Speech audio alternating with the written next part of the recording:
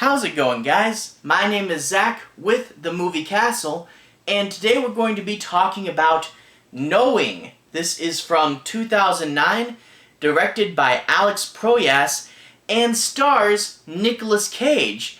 And this movie is what I consider to be a cable classic. For whatever reason, this movie seems to be playing on cable all the time, and it's not too hard if you wait around for a bit. Eventually, this movie will be playing on cable. And I'm not really sure why that is, but there are some movies that seem to get much higher TV circulation, especially on cable, than other movies. And this is just one of those movies that gets played a whole lot, and maybe it's the rights or something, but it's probably, well, I'd have to guess, you get a big star, a movie that a lot of people know about, but it's got a mystery element to it, and it hooks you, and it makes you wonder what's going on, what's Nicolas Cage gonna do, how can he stop the bad things, and it's got this hook that really pulls you in, and you really want to see the mystery unravel. You want to see what's up, and that's probably why it gets played on cable a lot. It's something that they know is going to hook people, and they're going to sit there and watch the whole thing. So yeah, a lot of people know this movie. A lot of people, 2009 when it came out, a lot of people got hooked on it then, or is one of those movies that they just got sucked into when it was playing on TV. And this is one of Nicolas Cage's bigger known movies. Not necessarily his best, it definitely has some faults, but it's still one of his most known movies, and it is really good. It really hooks you. But that being said, let's talk a bit about the plot.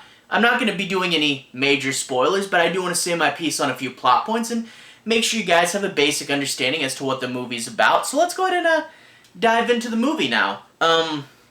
We open up 50 years in the past, so 1959, and we meet this strange young girl. We don't really know what's up with her.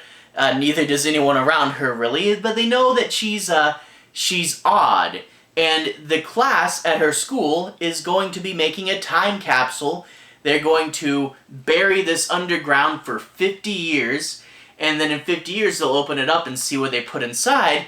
And their teacher says what we're going to do is everybody's going to draw a picture of what they think the world will look like in 50 years. So they're going to all draw pictures, and this is what 1959 kids think the year 2009 will be like.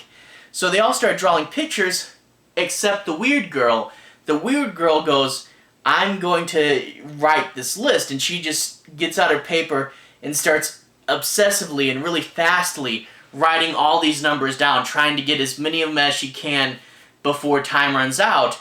And the teacher comes to take everyone's paper and looks down at her list and goes, you were supposed to be drawing a picture. You just wrote a list of numbers. What is that? Why would you do that? And takes her list away from her to go and put it in the capsule. But she wasn't quite finished. She had wrote almost everything down except for the last 8 or so numbers. And that really, really upsets her. But the time capsule's buried, and in 2009, 50 years later, it gets brought up, and all the kids get to take a look at one picture. They give each kid a picture, and they go and look and show them to each other. But this one kid gets the list, and he's like, what's this? This is weird. And this is, of course, Nicolas Cage's son. And because it's weird, and he didn't really think anyone would miss it, I guess, he decides to steal the list and take it home. You see, all the other kids were supposed to give them back so the school could display them, and Nicolas Cage is like, you took the list, you weren't supposed to do that, and takes it from him with the intent of giving it back. But here we meet a little bit more about Nicolas Cage's character. You see, Nicolas Cage, his wife had died before the movie started, and he has fallen into intense depression. He's a teacher at a university, and you also see this scene where he's talking with his kids about the topic of, is free will real? And some people think the universe is perfectly ordered, and other people think it's complete chaos. And after his wife died, Nicolas Cage is starting to believe that nothing is order, everything is chaos, nothing means anything. And that's until he gets this list. you see he's in intense depression. He's becoming an alcoholic. He accidentally overfills his glass. He sets it down on the paper, and it leaves a ring on the paper, and the ring just so happens to be circling a series of numbers, 091101, which he quickly realizes is the date September 11th, 2001. And he goes and does some research on the computer and finds that the numbers following September 11th are how many people died during September 11th. And he does a bunch of research and finds that all throughout the list, it's a whole bunch of dates when a terrible disaster happened, followed by how many people died in that disaster. But then after every single one of these, there's a series of numbers that he can't quite comprehend. He can't figure out what that is. But it's undeniable that there's a series of dates and disasters that all happened after 1959, going right up to the present and past it. That's the other thing, is the list shows 3 dates that haven't happened yet. 3 upcoming disasters, and they're all in the very near future. And Nicolas Cage has to figure out, where did this list come from? How did the girl know about these dates? What does it all mean? And can he do anything about the disasters? Can he figure out where and what they are? Can he figure out how to stop them? I mean, you know the date, you know the number of people, but you don't know exactly when and you don't know where. You can make a guess, but how? How do you figure that out? Well, you do get a few other things too. You get a weird sort of plot element. There's these mysterious figures in black suits, the Men in Black, but not the Will Smith one. You get these men in black who show up and appear to have some interest in Nicolas Cage and his son. But what do they want? What exactly are they up to? Nicolas Cage's son is also getting weird visions and hearing things, and there's a little bit of this mysterious, weird element to the movie to mix things up as well. So you get 3 elements running side by side, basically. You have Nicolas Cage trying to figure out the meaning of the numbers, and this is really the mystery element. He's trying to figure out where this is all leading, and he's trying to figure out, can he stop this? And it also gets the philosophy, you know, is there free will, or is it all meaningless? You know, is there free will? Is everything predetermined? Is these huge disasters predetermined, or is this all abrupt chaos? And the movie does get pretty philosophical, you know, and I could have done with a whole movie of just, you know, mystery and philosophy and trying to figure that out. It is pretty interesting, and, you know, the rules of time, you know, can things be averted, or are we stuck on one timeline? That's interesting enough, but of course, this is a popcorn movie at some points as well, and you do have to kick up the action, which does give the movie a bunch of life. You know, like I said, I could have done with a complete mystery, but the action scenes are pretty fun as well.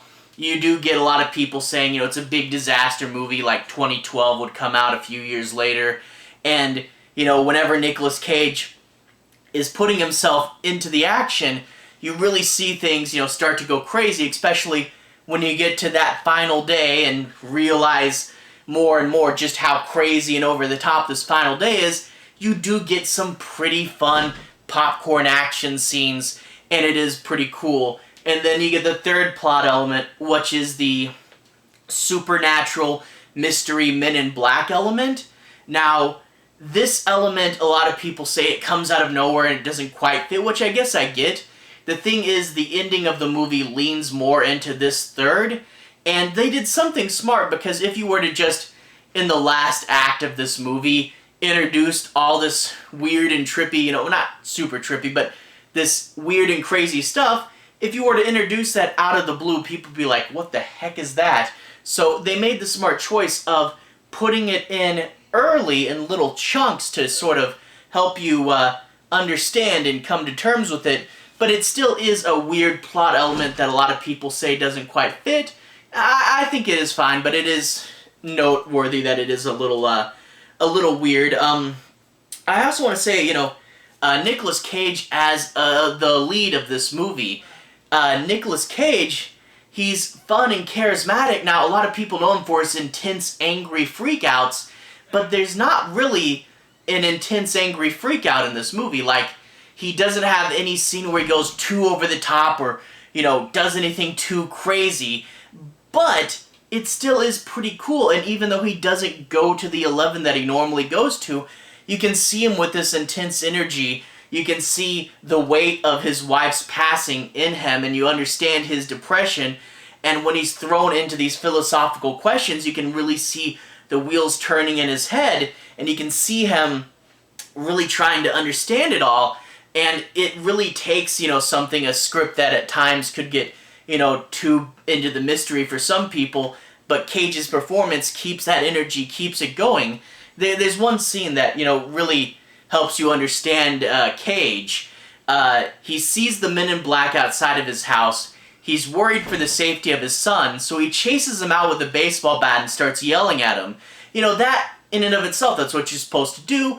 That's the scene. But there's one part where he's yelling at them and there's a tree by him and he just whacks the tree with the baseball bat for no real reason, just to show he's angry. And that's the thing. That's that little bit, the thing that not a lot of other actors would do, just hitting the tree with the bat for no reason. That's Nicolas Cage keeping the energy and the life, and it really does help, especially the moments where the script is slower and more contemplative and it wouldn't be everybody's cup of tea. But you have Nicolas Cage taking you through the slower, more contemplative stuff, so if you're just there for the action part of the movie, it'll help you, focus on the more philosophical parts, and Cage is really good in this. Too bad we didn't get a Turn It Up to 11 freakout, but still, a really good performance by Cage, and this movie would have not been near as successful without him. But anyway, this is a fun movie. Not Nicolas Cage's best movie, but I can see why it gets played on cable all the time, It's a really fun thing. It hooks you early on and you really are wondering about these numbers, and Nicolas Cage is a fun guy to follow around, and overall, I really did like this movie. Probably wind up watching it again pretty soon because it is all over the place. I think, you'd have to check this out, but I think it might actually be free on YouTube right now, so maybe. So that is pretty cool. But anyway, to everyone who's watched so far, thank you for watching. To everyone who's liked and subscribed, thank you. You're really helping the channel out. I'll put a relevant playlist on the bottom, should be my Nicolas Cage playlist. If you want to see me review the other movies he's been in, I'll put that playlist right there. Anyway, have a good day. I'll see you guys again very, very soon. Relevant playlist on the bottom. Have a good day now.